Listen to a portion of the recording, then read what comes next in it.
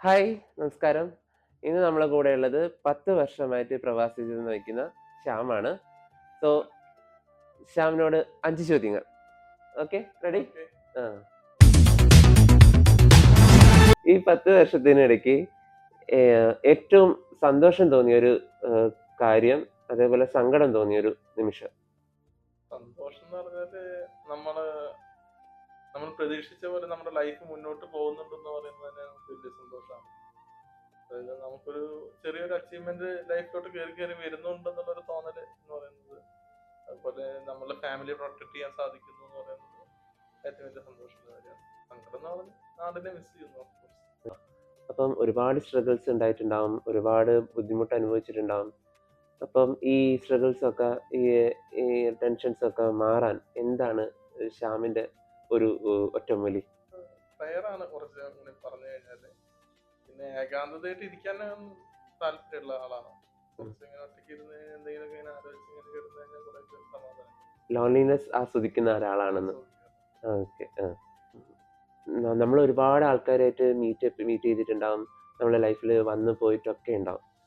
അപ്പം ഇങ്ങനെ വന്നു പോയവരിൽ ഏറ്റവും ഇറിറ്റേഷൻ തോന്നിയ ഒരു ക്യാരക്ടർ, മറ്റുള്ളവരിൽ എങ്ങനത്തെ തരം ക്യാരക്ടറെ ഡീൽ ചെയ്യാനാണ് പ്രയാസം തോന്നിയിട്ടുള്ളത്? ക്യാരക്ടർ ഡീൽ ചെയ്യാനായിട്ട് വലിയ പ്രയാസം തോന്നാറില്ല. നമുക്ക് ആ ഒരു മൈൻഡ് സെറ്റിൽ തോന്നും അവരെ എങ്ങനെ ഡീൽ ചെയ്ത് കഴിഞ്ഞാൽ ഓക്കെ എന്നുള്ളത് തോന്നും. ഇറിറ്റേറ്റഡ് എന്ന് പറഞ്ഞാൽ അങ്ങനെ ഇറിറ്റേഷൻ വെച്ചാൽ ഒന്നെങ്കിൽ അവരുടേതായ ക്യാരക്ടറിന്റെ കൊണ്ട് സംഭവിക്കുന്ന ഇറിറ്റേഷൻ ആയിട്ട് തോന്നാറില്ല. അത് എന്നെ ബാധിക്കുന്ന ഞാൻ ഒരിക്കലും വിചാരിക്കാറില്ല. ഒന്നെങ്കിൽ അവരെ ബുദ്ധിശൂന്യത കൊണ്ട് സംഭവിക്കുന്നു. ഇനിയും ഇവിടെ തുടരുകയാണെങ്കിൽ ഒരു ശ്യാം ഒരു ഓർഗനൈസേഷൻ, ഒരു ബിസിനസ് സംരംഭം തുടങ്ങുകയാണെങ്കിൽ എന്ത് ബിസിനസ് ആയിരിക്കും തുടങ്ങുക, ആൻഡ് വൈ? അതിന് കൂടെ തന്നെ ഒരു ചോദ്യം, ഒരു ഓർഗനൈസേഷൻ തുടങ്ങിയിട്ടുണ്ടല്ലോ, അവിടുത്തെ വർക്കേഴ്സിന് ഏറ്റവും ആദ്യം ഒരു എന്ത് ഫെസിലിറ്റീസ് ആണ് അവർക്ക് കൊടുക്കണം എന്ന് തോന്നുക? ശമ്പളം ഓഫ് കോഴ്സ് ഓക്കെ, അല്ലാതെ അവർക്ക് അവിടുത്തെ വർക്കേഴ്സിന് എന്ത് കൊടുക്കണം എന്നാണ് തോന്നിയിട്ടുള്ളത്? ബിസിനസ് തുടങ്ങുകയാണെങ്കിൽ ഞാൻ എൻ്റെ ഫീൽഡിൽ സെയിം, ഞാനിപ്പോൾ മെയിൻ്റെനൻസ് അല്ലെങ്കിൽ MEP കൺസ്ട്രക്ഷൻ ആ ഒരു ഫീൽഡിലായിരിക്കും തുടങ്ങുക. അതാണ് എനിക്ക് എക്സ്പീരിയൻസ്. അപ്പോൾ എക്സ്പീരിയൻസ് ബേസ്ഡ് ആയിട്ടുള്ള ബിസിനസ് തുടങ്ങാനാണ് വർക്കേഴ്സിനെ ഫ്ലോട്ടി കൊടുക്കുന്നത്, ഓവർ ടൈം കൊടുക്കുന്നത്. കാരണം നമ്മളെപ്പോഴും വർക്ക് ചെയ്തതിനേക്കാൾ കൂടുതൽ നമ്മൾ വർക്കിംഗ് അവേഴ്സ് കഴിഞ്ഞ് വർക്ക് ചെയ്യുന്നതിനുള്ള പൈസ കിട്ടുമ്പോൾ നമുക്കൊരു സന്തോഷം, അത് കൃത്യമായി കൊടുക്കുന്നതാണ്.